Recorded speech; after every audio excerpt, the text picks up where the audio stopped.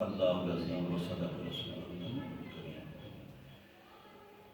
میرے نہایت ہی واجب احترام صاحبزادہ خواجہ محمد غلام صدر صاحب سبحان اللہ دامت برکات عالیہ اور معزز سامعین کرام، السلام علیکم ورحمۃ اللہ وعلیکم السلام ورحمۃ اللہ وبرکاتہ۔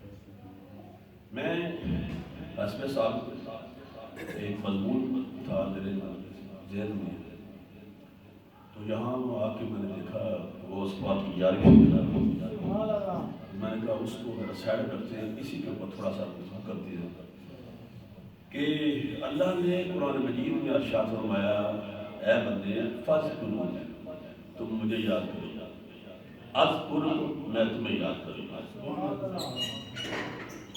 فاذکرونی، مجھے یاد کرو، تو اس کا معنی سمجھ آتا ہے، میرے ذکر کرو، میرا یاد کرو، میرا تذکرہ کرو، مجھ سے محبت کرو، میری عبادت کرو۔ تو اس سے آپ کیسے پتا چلے کہ وہ کہتا ہے پھر میں تمہیں یاد کروں گا۔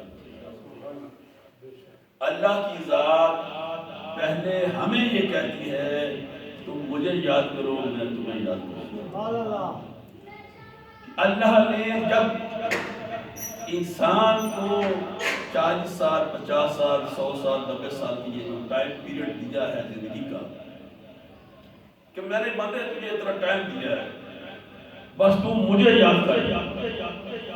جب تو ساری زندگی میرے ذکر میں محو ہوگا، میرے ذکر میں چلتا رہے گا، میرے ذکر میں ڈوبتا رہے گا، میرے ذکر کے سمندر میں ہوتا کرتا جائے گا، تو پھر دیکھ تو یہ کام کر کے دیکھ اس کا نتیجہ کیا نکلتا ہے۔ ہر عمل کا رد عمل ہوتا ہے، ہر سوال کا جواب ضرور ہوتا ہے۔ یہ کیسے ہو سکتا ہے کہ اللہ کہے کہ مجھے یاد کرو، تو آگے اس کا رزلٹ کیا؟